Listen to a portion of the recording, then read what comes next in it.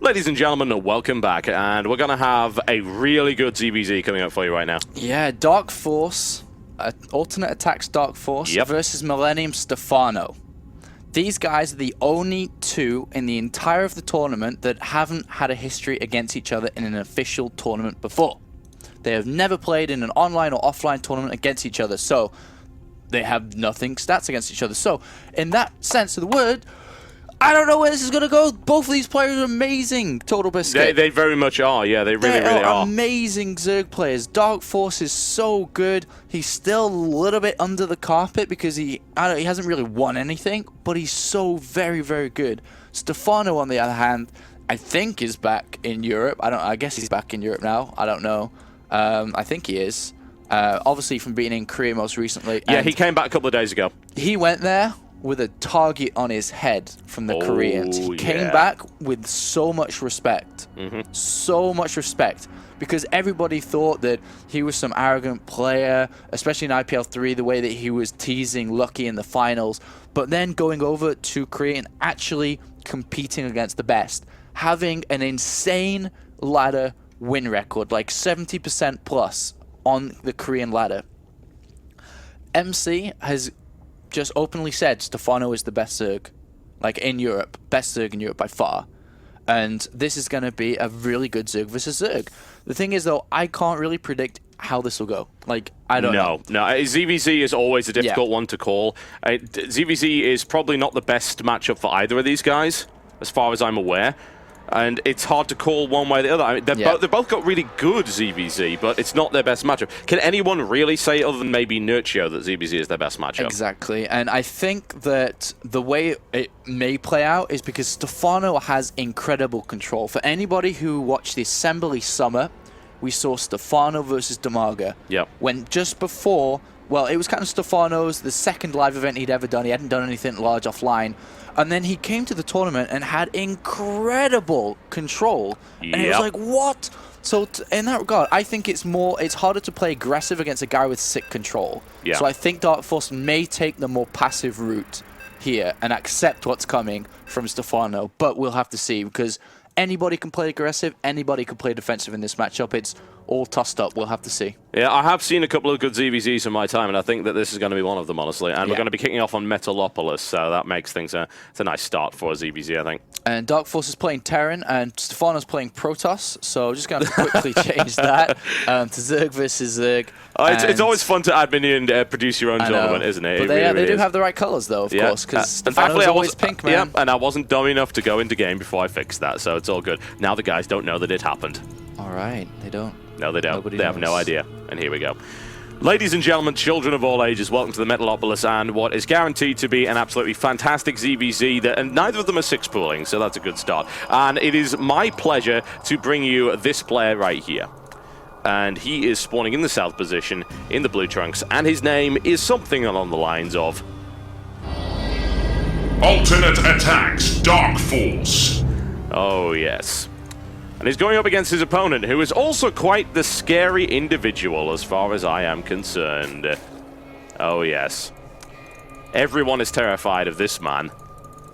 He might look innocent, with his little dog, and his pink trunks, and his north position on Metalopolis, but I can guarantee you he is not. For, ladies and gentlemen, his name is not on my list of players for some reason. All right, you got to do it live. I have Knight in twice. Okay, I'm gonna guess. I think it's this one.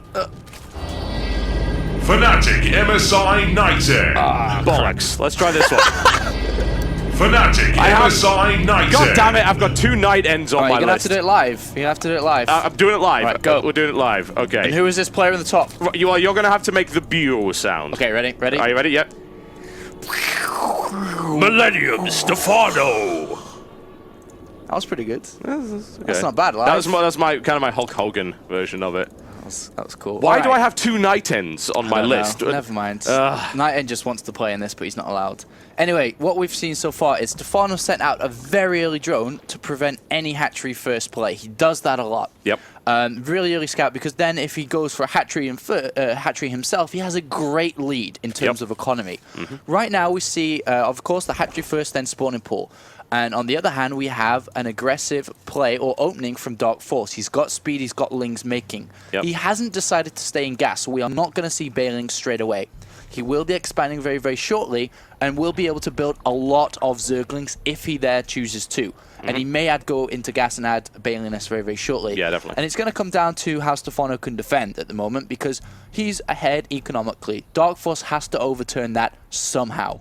Yep, and that means that DarKFoRcE is going to do damage. It's as simple as that. And if his opponent is able to hold against that, then it puts Stephano in a very, very good position indeed. Doesn't mean that, of course, Stephano's going to automatically win. That's not how it goes in ZVZ, but it does give him the edge. And Stephano now producing 6 Lings up against the 4 of DarKFoRcE here, and those Lings will be finished by the time it gets there, so this is going to get shut down quite quickly. And I think that Stephano's just going to be throwing down a Bailing Nest once he hits 50 gas, because against this kind of style is that you can't afford to go speed then Bailings, because if DarKFoRcE decides to go mass Zerglings, you can't defend it. You have to have Bailings. So I think that's what we're going to see some Stephano shortly. But meanwhile, the production of DarKFoRcE, he's only building drones right now. So he hasn't opted to try and be aggressive to Stephano yet, which is interesting. So we'll have to see.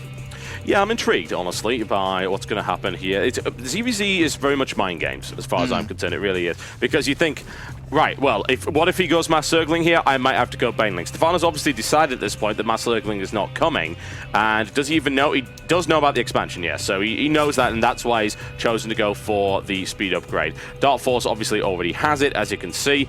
And really, there's not an awful lot he can do with it yet, and he's not turning on the pressure or anything along those lines. I'm interested to see, because DarKFoRcE has scouted no Bailing there, so technically he could be able to build a lot of Zerglings right now and be aggressive, but he chooses to build a Spine Crawler. So it's interesting decisions, to be honest, but at the same time, he's got his own hatchery up now. The thing he has fallen behind in is obviously the Lava Injects. Stephano has a lot more Lava Injects because he got the early hatcheries up. Yeah. So in the long term, Stephano's ahead because he's able to build more stuff. Both guys are throwing down Bailing Nests now, and that was a bit of a gamble from Stephano, but it's paid off because he can clearly see that nothing is coming. And Lings do go into the main base. This is kind of the only way to scout in Zerg vs Zerg is via Zerglings. So he does go in and sees, alright, cool, there's the Bailing Nest. Aggression may be coming from Stephano, which in the production side we've seen a lot of Lings coming out. So yes, it may be. Yep, and he remains actually in the base as well because, hey, speed is a good thing, and he gets a drone out of that as well. So that's a nice little trade there by DarKFoRcE, so he must be a little bit happy about that. But he's actually pumped out a lot of drones. Yeah, and he's sending them around the left. Look, hiding from the Overlords, he's sending all the Zerglings on the left of the map. And now they're going to come into vision at the latest possible time in DarKFoRcE's vision. There are Bailings being morphed, though, so to be honest, he should be okay against this. But a lot of Bailings are being morphed. If DarKFoRcE can get 2 Bailings to blow them all up, that's an ideal situation. But he needs to pull his queen down from the main base to defend this, for sure. Yeah, he does. There's detonation, and it's not the kind of detonation DarKFoRcE wanted, of course. A 2 Zergling for a Baneling trade is not good. He wants to take out at least 3 if possible. DarKFoRcE's morphing in a lot of Banelings here, honestly, and he's even got the Roach Warren on the way as well. And it's Baneling on Baneling action. Really nice. Very nice engagement there. That drone line is under threat, no doubt. And it survives. DarKFoRcE splits so well there and actually eats the majority of that damage, but he's still vulnerable to a Ling run by. Right here, the defensive Baneling detonates, but still, that drone line's going to get devastated if he's not careful. Yeah, and the income's down because DarKFoRcE isn't mining. He's pulling off. He's losing drones as well. He's lost 5 drones, and Stephano is just droning heavily in the background. He's at 43 drones. He decided, that's all the Lings I'm going to build, and now I'm going to drone up. And this is what Zerg vs Zerg comes down to a lot, is a back and forth pull between both players. Because now it's DarKFoRcE's turn to be a little bit more aggressive because he's got units out. But actually he decides to... Okay, so he's not going to be aggressive with these units. He's decided to take a 3rd base and hold them with these units instead. So he can now take map control, the Zelnaga towers move around the map and so on. And let's have a look at the plan overall for Stephano. He's now taken all 4 gases.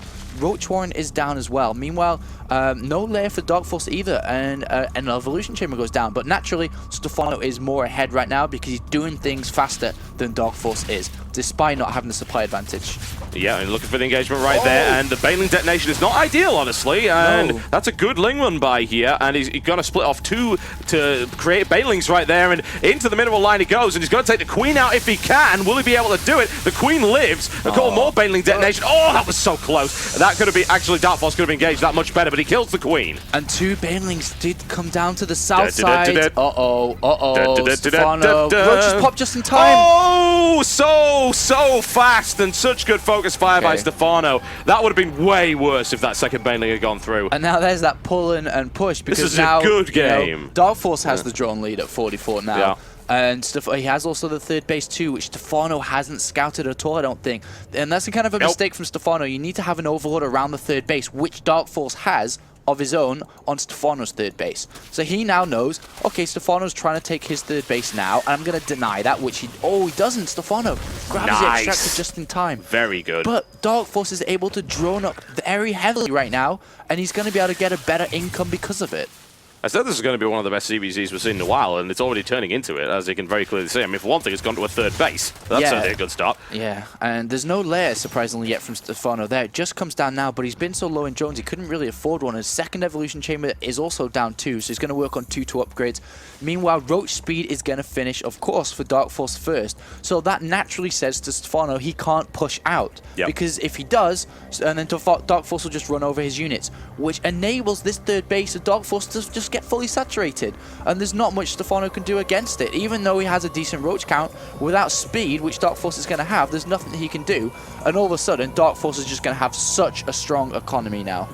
Yeah, things are looking really nice for DarKFoRcE, and things have paid off very, very well indeed. And even that initial engagement that he had that could have been way, way worse than it was. And DarKFoRcE loses 5 drones, not really a big deal. He held against that really, really well. And then the Ling run by killing the Queen and drones as well actually did put DarKFoRcE ahead. And he's now doing what he should be doing, which is getting further and further ahead. Yeah, and he can even start to choose, as soon as he takes the 5th and 6th gas, which he's doing now, he can start to choose his kind of next tech path. Is it going to be Infestors or is it going to be Hydras? You don't really see Mutas at this stage of the game, but either Hydras or Infestors are good. Probably Infestors, since he's already got the gas lead up. And Stephano's only just now taking this base. The drone lead, though, 64 drones versus 60. And I think DarKFoRcE is done in terms of drones now, or just squeezing out a few more, but he's going to start building a very large army. And there is that infestation pit coming down now. So he's decided to go Roach Infester. What is Stephano going to do? The only kind of hope right now for Stephano, he's got to have better engagements. And he is going to be up in upgrades because he's got 2 evolution chambers. Yep, he will gain a slight lead in that respect. And the Carapace upgrade isn't really going to make a huge amount of difference in a Roach-on-Roach scenario. And of course, it won't do a damn thing to Fungals either. So I have to wonder just how much this is really going to help him here. DarKFoRcE has now opened up that tap, and the pain is flowing from his Vat of Doom. And here it comes. DarKFoRcE coming in for this engagement here. And there's more reinforcements coming in from the side. And Roach-on-Roach is always difficult to call one way or the other. No, but these ones are... Well, actually, no. Stephano's smartly holds Roaches on the natural 2. He's defending against his 2-pronged attack. And is losing a bit too many, though. He doesn't quite have Roach speed yet. Ooh, and the thing is, he can't really trade off efficiently right now because DarKFoRcE has a better economy. Yes, he does. And here comes the focus fire, and +2 hasn't completed for either of these 2 guys. Overseer coming in right then. DarKFoRcE just trying to focus fire as much as he can. Spinecrawler comes in, but Stephano catches him very nicely right there. Comes in around the back, and DarKFoRCE's getting the hell out of there as quickly as he can. Yeah, he needs actually to kind of run home, or he's actually sending units into the natural as well. A bit of a mistake. They're losing a lot of Roaches, and all of a sudden, Stephano has the supply lead. And the army supply, oh my god, 110 versus 68. Stephano has just naturally opened up a huge timing to hit.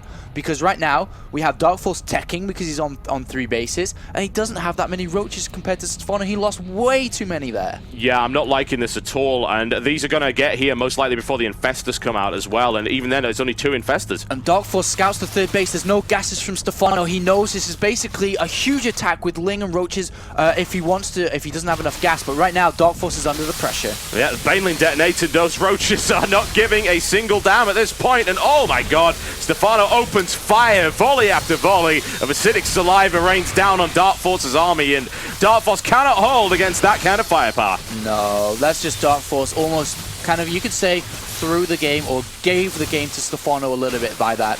And he pushing out when he's got an advantage, even though Infestors are out, man. There's just too much stuff. It's not enough. GG, ladies and gentlemen. The first game in this best of 3 series goes to Stephano. And as I said, yeah, it's a good ZBZ right there, and it was back and forth for the longest time. Yeah, very, very good. But DarKFoRcE shouldn't have lost those units. He needed to be so careful with that.